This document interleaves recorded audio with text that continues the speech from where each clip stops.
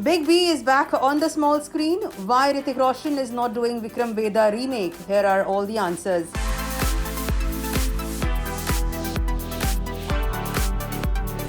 After Aamir Khan, Hrithik Roshan has opted out of the Vikram Vedha remake that also stars Saif Ali Khan in the lead. Reportedly, Hrithik chose his digital debut project over the South remake.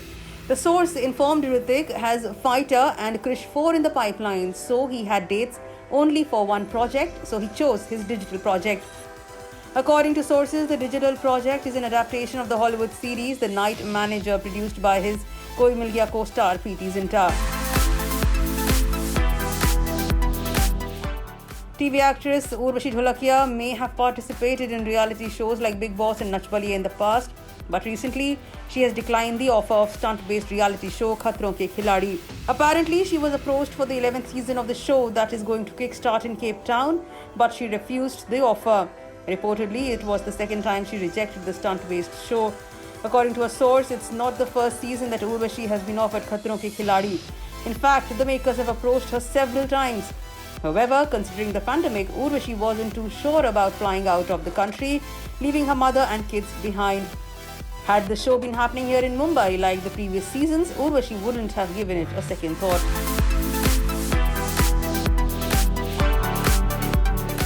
Amitabh Bachchan is all set to return as the host of the popular quiz game show Kaun Banega Crorepati. Big B has announced that the registrations for the 13th season of the show will begin on May 10th. Based on the British program Who Wants to Be a Millionaire, Kaun Banega Crorepati was launched in 2000 and is one of the most loved shows.